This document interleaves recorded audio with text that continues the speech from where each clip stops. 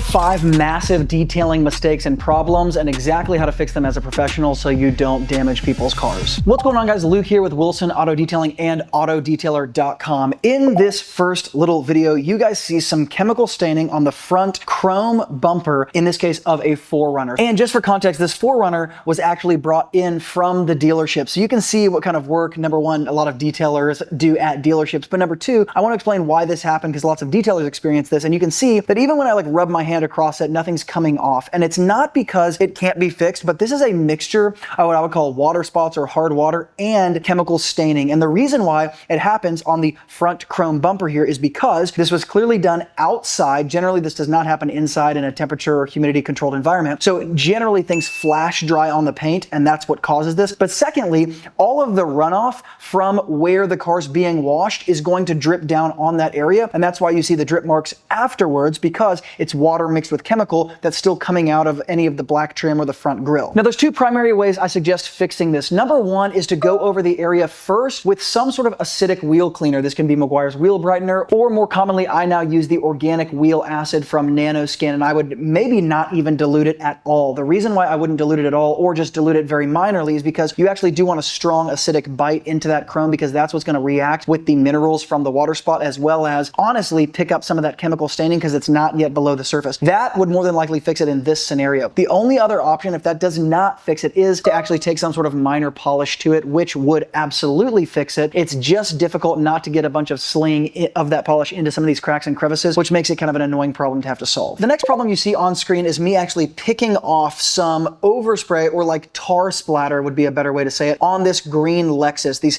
tiny little dots of this tar that somehow got on the car from driving somewhere. It's not technically overspray, but it kind of slung up from the tires. Maybe it's fresh asphalt that was laid down. And you basically get this, again, freckling effect where after you wash, you see really clearly there's just these tiny little specks. The reason this can be difficult is because, number one, it doesn't come off in the wash. And number two, if you try to pick it off with your fingernail or even just with a clay bar, often you're left over with a little bit of staining and sort of like an outline underneath the tar. And it's because most of the time you need more than just a manual removal for something like this. You need a chemical breakdown of whatever's left over after you pick it off with a clay bar, for example. This is where I would bring in Citral Degreaser full strength. Generally speaking, in this situation, I suggest the aerosol can. You spray it right on the area, just a little bit will do. Let it sit for 30 seconds, assuming you're not directly in the sun. Wipe it off and then rinse the area to get rid of all that residue with your car wash or your rinseless wash like Optimum No Rinse. Like I said, a simple 2-step process would be enough. The clay bar to pull off the majority of it, and then to simply spray it with Citral Degreaser. You can also test just spraying with the Citral and seeing if that removes it without even needing the clay bar. Now, this next video is a more interesting one because unless you've detailed a lot of cars, you probably haven't noticed this, and you probably wouldn't notice it on your own car. I would say that in general, I call these like beauty marks, okay? They're like little birthmarks around car paint. Sometimes they're on chrome, sometimes they're on black paint. They're most easy to see on black paint when you're in the sun.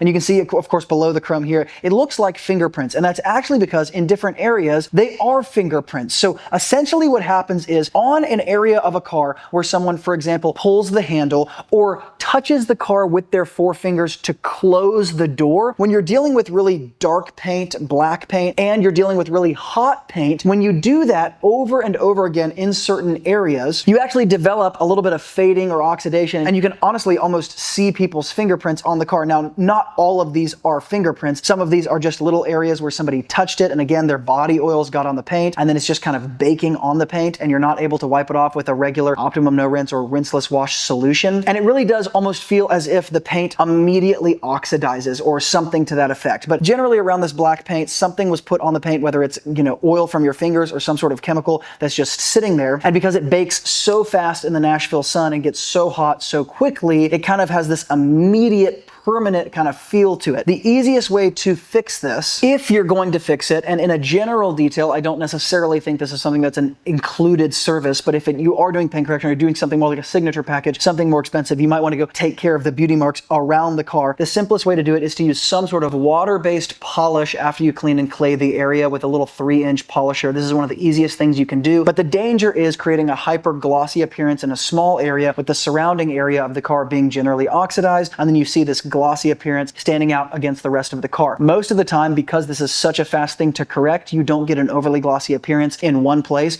but because this most often happens with cars that are not kept up with, they're black and they're oxidized generally around the car, you can see a little bit of a glossy appearance that kind of looks strange afterwards, which might mean you just don't fix it at all anyways. But just so you know, this is totally normal. I call them birthmarks around the car, and often you don't see them until the sun is at full noon, you've got full exposure of light, and you're done washing it, and you're seeing more of the details. Now, this next problem you see as I'm washing this 4Runner is obviously tree sap and aphid residue, and the reason why I want to highlight this is because often when a car gets this bad, and you can see how terrible the hood is, it's been sitting outside baking in the sun, the paint's starting to chip off, you're going to have to attack this manually. But before I do, this is the way I treat a hood like this. Number one, I rinse it, and number two, I let Citral degreaser sit on it for about 1 to 2 minutes. Then I come in with my microfiber towel and my car soap, and essentially I'm working in the car soap and using the Citral to pull off all of that stuff. I'll also treat again the face of my microfiber with some more Citral if I need to as I come in. It's the best product for tree sap and aphid residue like this, and I just couple it with the car soap in this case because I'm having to push so hard and use so much agitation. I get a little bit of lubricity from the car soap. Now, this last video is just your classic water spotting on this black car, but the way this happened was because we were post-wash and the water was dripping down from the side view mirror. And so you can see how this hard water sits on this crazy hot paint, and then after a wash, you're left with something that looks like this. Now, obviously, you can use all of my standard tricks in order to fix this, but in this case, I think prevention is often better than the cure, and one of the easiest ways to fix this completely is to just take some sort of larger, like 16 by 16 or 24 by 24 drying towel, and because you know that the side view mirrors are a place where this notoriously happens, just wrap each side view mirror real quickly after the wash in that waffle weave towel or in that big drying towel, and as things dry, which they do so quickly in the sun, you're not going to have any of those drip marks. So it's one of those things that's just easy to prevent. All right, guys, hope this helps. If this video was valuable and you want to dive a little bit deeper on how to remove that tree sap and aphid residue, or just do an exterior disaster detail probably a lot quicker than you're doing it, check out the video on screen where I deep dive on exactly how to do it, products to use, and strategies that will speed you up. And as always, if you are already a professional detailer running a great business and you can prove your revenue, go below to autodetailer.com and join our network of the most qualified detailing service professionals in the US. I would love to get on a one-on-one call with you, hear more about your business, and see if membership to the network is a good fit for you so you can scale your business faster, learning from people who have already